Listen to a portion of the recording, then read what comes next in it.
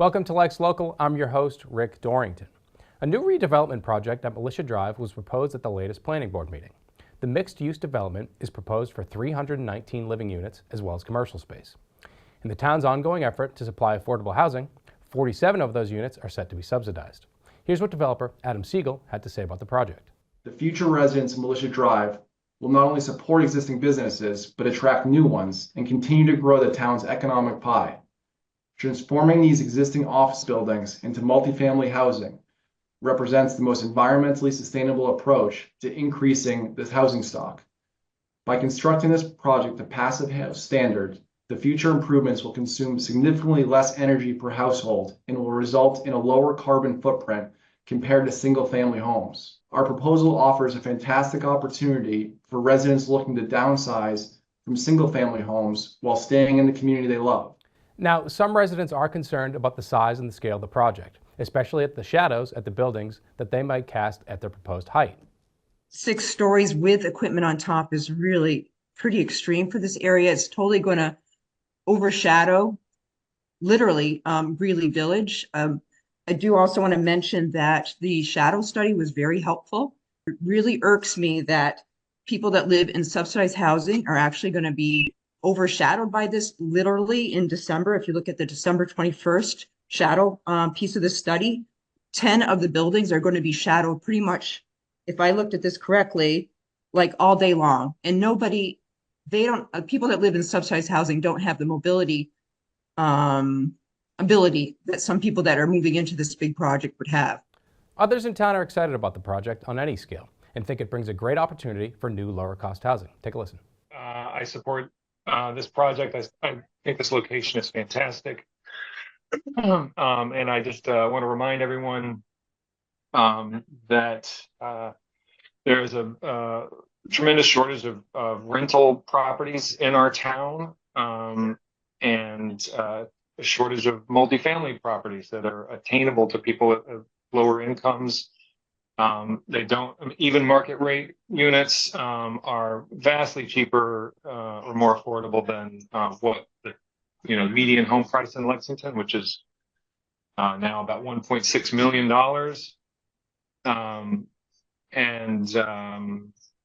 That's basically all I wanted to say. I didn't have anything prepared either, but I support a project in this location. I think it's great at whatever scale, and I look forward to all the inclusionary affordable units that are going to be created as well. Thank you. We'll certainly be keeping you updated on that project in the coming months, so tune into LexLocal. We are now less than 6 months out from the 250th anniversary of the Battles of Lexington and Concord. Lexington has been holding a multi-year celebration to honor the town's place in history. But nothing compared to this. The Semi-Quincentennial Committee curated a drone show. 400 individual drones lit up the skies, detailing the town's history. What a sight.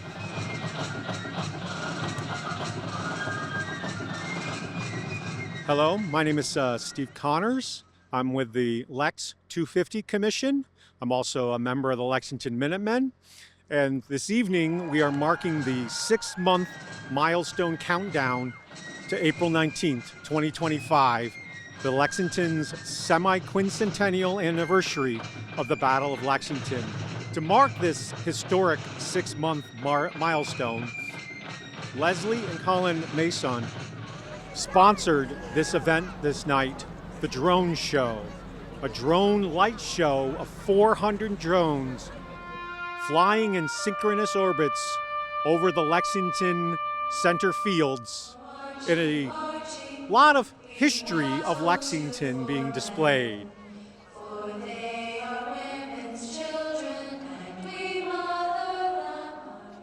So the show started off with performances by the Lexington Marching Band, the Cal Enlightened Dragon, and then finally we had the William Diamond Jr.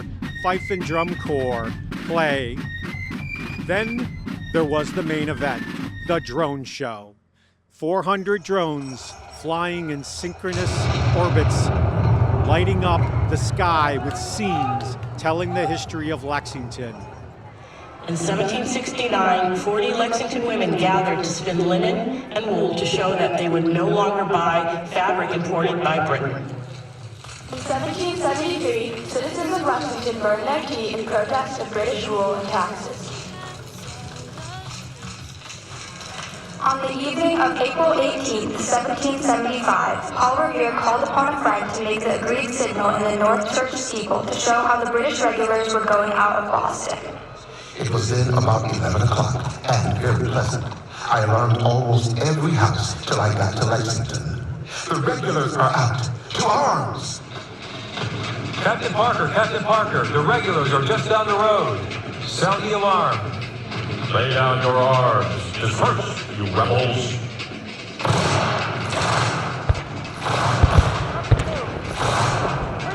The battle is over. 8 colonists lay dead. The first shot has been fired, and the war for American independence begins.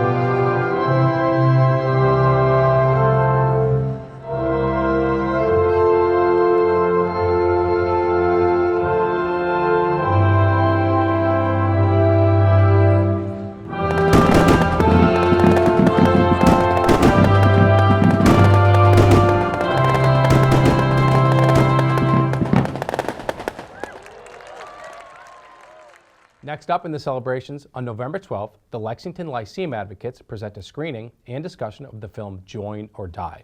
You can find the details on the Lex 250 webpage on the town's website. Working for the Department of Public Works can often be a thankless job, because when they go unnoticed, it means everything is running perfectly.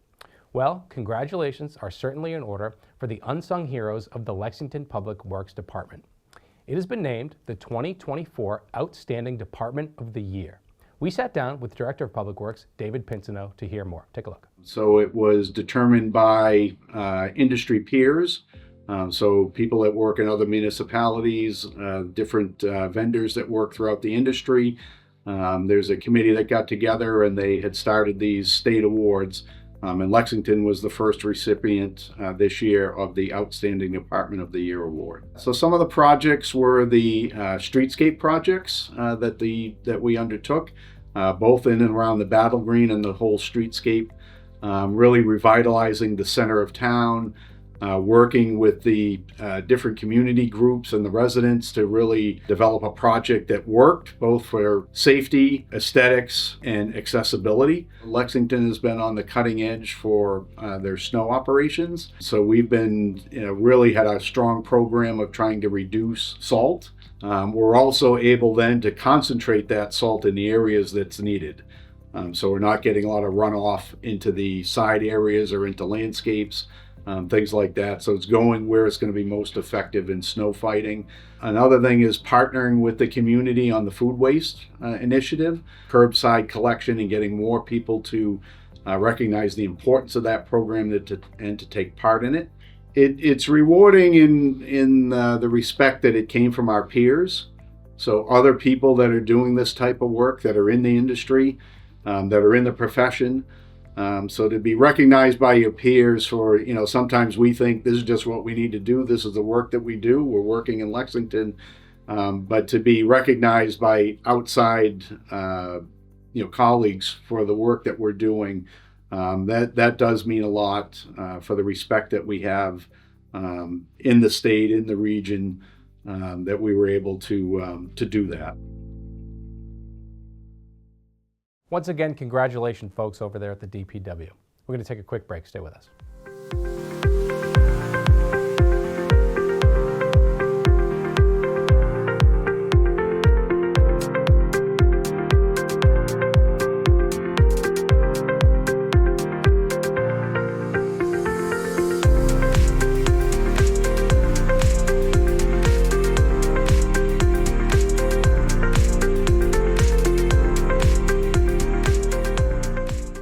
The GenesisHR Battlegreen Run has been held on the first Sunday in November in Lexington for 28 years. This year, over 1,200 in-person and virtual runners participated. They raised over $100,000 to support a number of local organizations, both in Lexington and the surrounding communities.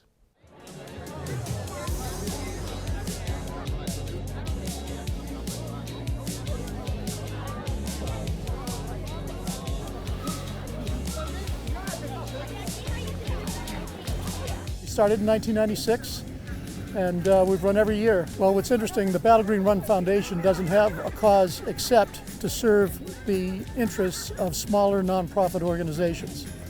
The Genesis Battlegreen Run serves as a platform for smaller nonprofits to raise money. We have a lot of major sponsors. The Socolo Family Foundation has been very generous over the years. Blue Cross and Blue Shield, Finnegan Development has been great. I know I'm going to leave a few people out, but there's so many sponsors. We had more sponsors this year than we've ever had before. And those that have been with us a long time are increasing what they're giving us. So I think we're hitting a critical mass here. And I'm just so proud of the people in this town that come together on a day like this. To me, it's the most important day of the year for me and my family, my kids, my grandkids who are all out there running right now in the course. It's really something special.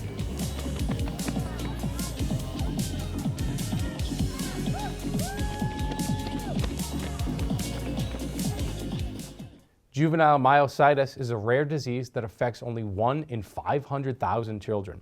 It is as rare as being hit by lightning. The disease causes the body's immune system to attack its own cells and tissues. Liam Ryan, who lives in Lexington, was diagnosed with JM when he was 4 years old. Since then, the Ryan family has been telling their story to raise awareness and help raise funds to research a cure. Welcome to Walk Strong for JM, an inspiring community event here at Depot Square. This fundraiser brings together families, friends, and supporters, all joining forces to raise awareness and funds for juvenile myositis.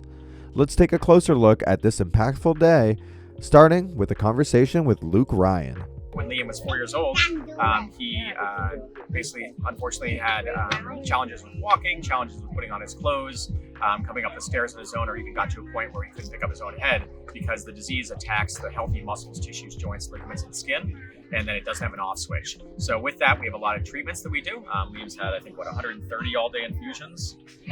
So he's a champion with that. There's also a lot of other kiddos with JM here as well.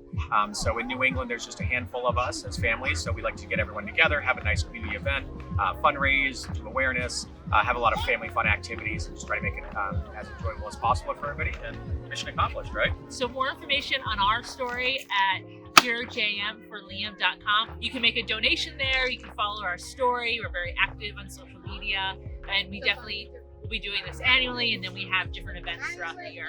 In Boston Children's, we did a $10,000 check donation today from the Cure JM Foundation to Boston Children's, which worked out really well too.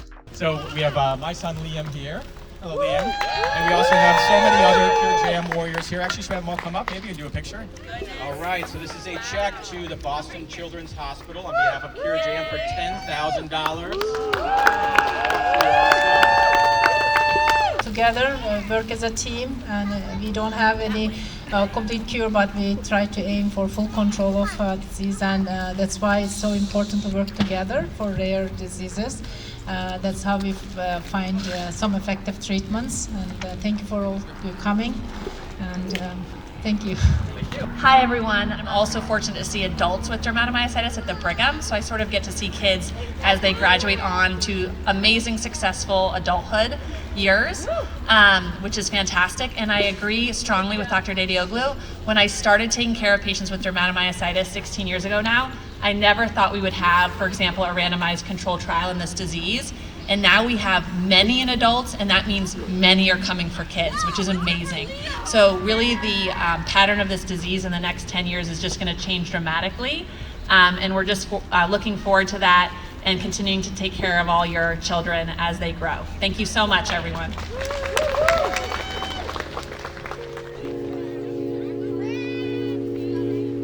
Now, in addition to that $10,000 grant given to the Boston Children's Hospital, the Cure for JM Foundation has raised an additional $8,000 of their own. Awesome job, folks. Volunteers and members of the Pilgrim Congregational Church are doing something to help people affected by climate change disasters. They came together to make hygiene kits to send off to communities around the globe that face hunger, poverty, and displacement. Our new contributor, Allison Russell, covered the event. Hi, I'm Reverend Rebe Jerash. I am the pastor here at Pilgrim Congregational Church, United Church of Christ in Lexington. It's our pumpkin patch season. Pilgrim Congregational Church, UCC, is an open and affirming congregation of the United Church of Christ. This is a congregation that is open and affirming. That means we are deliberately inclusive. One of the things that I think is really interesting about today's project, where we're making hygiene kits, is that the congregation has a real commitment to addressing climate change. One of the major reasons that people are disrupted and have to leave their homes is climate change related storms. What we are doing today for this project is we are creating hygiene kits for a group called Church World Service. And basically you have to take one of these bags and you got to fit one of these towels in there, and then a washcloth, and then a toothbrush, soap, 10 Band-Aids, and a pair of nail clippers and a comb. My name is Jeff Beam. I am a member here at Pilgrim Congregational Church. To me, the project is representative of what we believe in here at Pilgrim, which is really helping the broader community and helping others, serving many other communities around the area and around the globe. So we do a variety of service projects here. In fact, earlier today, our youth were actually assembling sandwiches that they're bringing down to the outdoor church in Cambridge, which serves unhoused and food insecure people. And that's just one of many examples of service projects that we do here at Pilgrim, really to help the greater community. This is our third year in a row when we're going to be doing Carols and Cocoa for a Cause. And that is going to be on December 8th at 3:30 in the afternoon. Weather permitting, we will be outside, the same place where the pumpkins are, but then we will have replaced the pumpkins with a Christmas tree, and we will gather mittens, hats, scarves, and gloves for East End House in Cambridge. So we hope that you will be there for our next day of service in the community. Stephen Callahan spent 76 days lost at sea after a collision with a whale left him stranded in the middle of the Atlantic Ocean. His friend, producer Robert Sennett, heard the story and decided that it needed to be on the big screen. The Lexington venue held a screening of the film 76 Days Adrift. We caught up with Sennett to talk about the experience of making this film. Hi, I'm Robert Sennett. I'm the executive producer of 76 Days Adrift. I knew Steve for more than 50 years. He and I ran track together at Dover Sherburne High School in Massachusetts. Steve's story is amazing. To be adrift for 76 days, to drift 1,800 nautical miles in a 5.5-foot rubber life raft is exceptional. And so knowing Steve in high school and knowing the kind of person he was, it's fitting that he was able to do what he did. I was lucky enough to see his 2 appearances on Johnny Carson. One when he was immediately after he was found, and the second was promoting his book tour. He wrote a book called 76 Days Adrift, which appeared on the New York Times bestseller list for 36 weeks in a row. Having read the book and then seeing him second time on Johnny Carson, I became a fan of his story. Fast forward about 5 years ago, I had this vivid dream about Steve, and it's strange because not often do you get up and take action on your dreams. But I did, and my dream was saying, read the book again. You have to read the book again. And there was a reason why. It's because I became so interested in re-interested in the story that I reached out to Steve because I wanted to try to tell his story. Steve had already engaged a documentarian, the director and producer of the film, Joe Ween. I hooked up with Joe, and we've been working on this film for the last 4 years. I like everything about the film. The story is so compelling, it's full of hope and perseverance, and the journey is amazing. We've been accepted to screen at the Doc NYC Film Festival. It's the most difficult and most exclusive documentary film festival in the world. So we're really excited about it. One interesting facet of this film is that when Steve wrote his book, 76 Days Adrift. Several years later, Ang Lee reached out to him because he was in preparation and doing research on his film, Life of Pi. And Ang Lee, being the famous and incredibly good director that he is, reached out to Steve, visited Steve near Bar Harbor, Maine, where he lives, spent a weekend with him. Steve took him and his associate out sailing in Penobscot Bay for a day. They got along pretty well. Ang Lee said goodbye, but then 6 months later, out of nowhere, he calls. He's in Taiwan doing the film, and he's having a very difficult time with the water scenes and some of the just some of the, the scenes that involve everything about surviving on a raft and being so lonely and being completely desolate. So Ang Lee just really revered Steve, and so we have this really close relationship with Ang Lee. Actually, Ang Lee just joined the film about 3 months ago, and he's come on as an executive producer, which is a wonderful thing, and he's really opened up a lot of doors. We're excited about having him on board. But another interesting facet is the director is close friends to Patrick Stump, the lead singer for the Fall Out Boy. It's a hard rock band that usually warms up and tours with Green Day. Patrick agreed and offered to do the sound score. Did the sound score, took him about a year.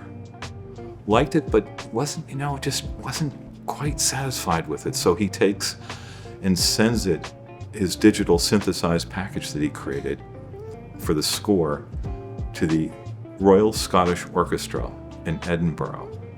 They receive it, practice it, and finalize it, and do it in front of a huge jumbotron.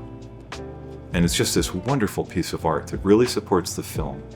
And I love this. I love music, and Patrick covers this haunting song by this famous hard rocker from the early 70s, Iggy Pop.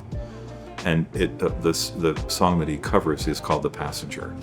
It's just this famous song that Iggy has done. And it's just a great outro when the credits start rolling.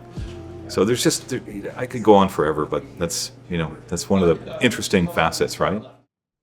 Stay with us, folks. We're going to take a quick break, a little quicker than 76 days.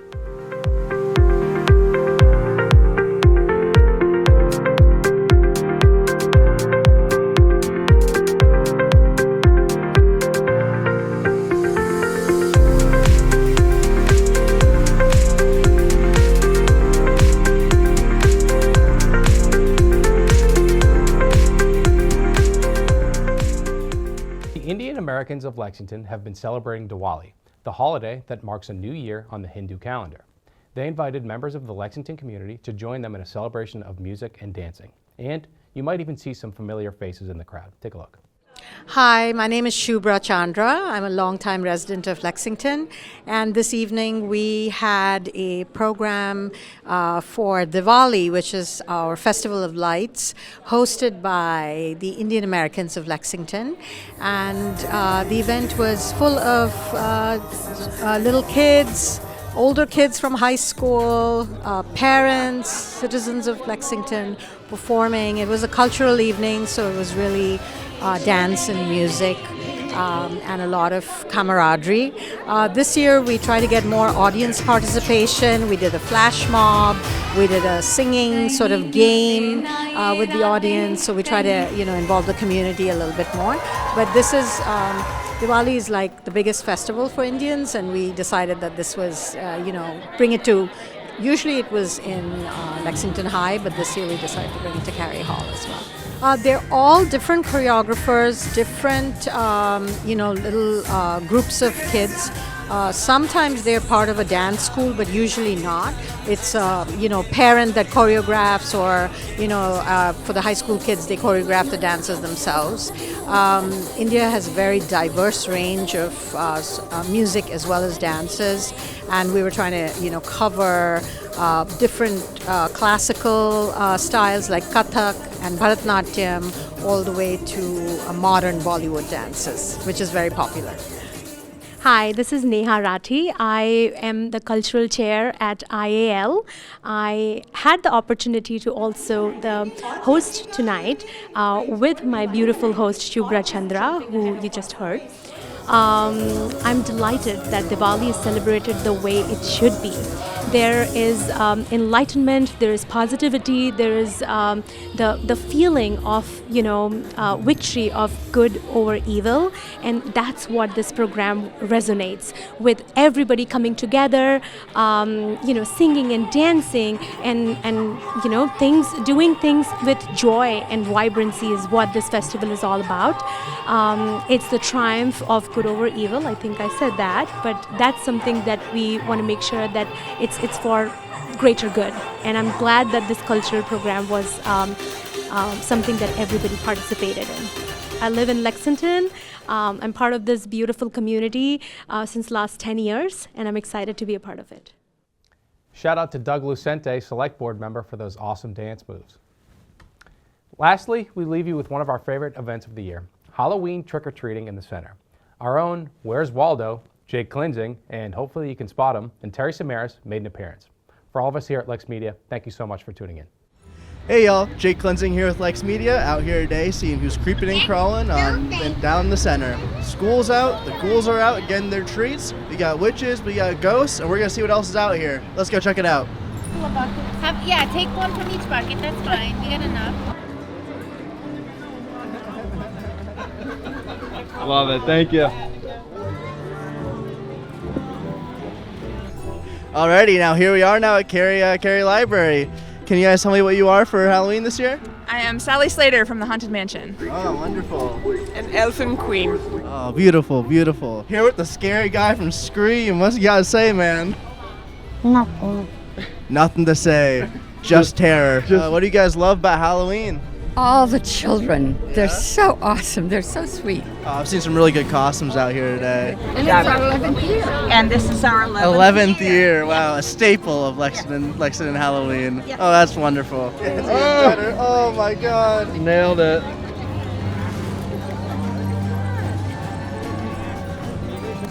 Hello. Got anything good to say, buddy? Inspiring stuff. I finally found you. It's been Oh, so I long. know. Been looking my I've been whole trying to make it not too hard for everybody. Historical candy. Does it exist? That's a good question. It was not so easy to get candy back then.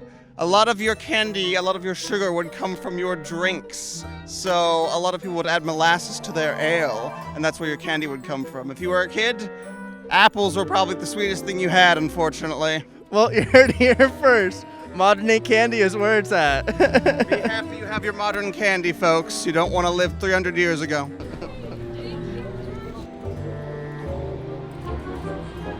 Okay, you put that in. Say thank you, thank you. That's all right. Thank you. I'm still here. I didn't let the house fall on me. Yeah, love that. How many of those things do you have in your hat?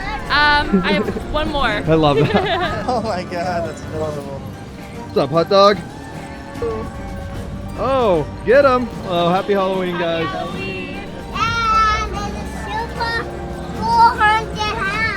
Today's a very special event here at Pino's. We have a spooky haunted house. It's really worth checking out. We do decorations and kids come in and check it out. It's on the blue light, so it's really cool. Awesome, and we had the real question for you today, which is how many kids have come in the haunted house and how many kids have made it out alive?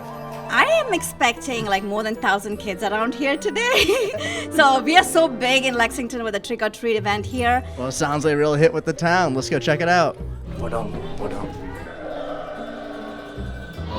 Here we are in the haunted house in Pino's Palette. Oh my God, it's got my hands. Oh, turned it off. It's really easy to get lost Okay, we got Captain America here to protect us.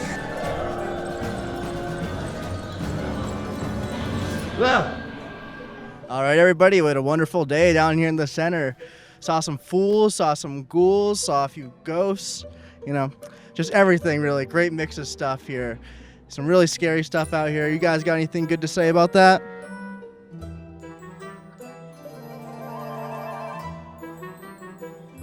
See that? Scared, silent. Terrifying day down here in the center, but a wonderful day too for Lexington. Thank you from LexMedia.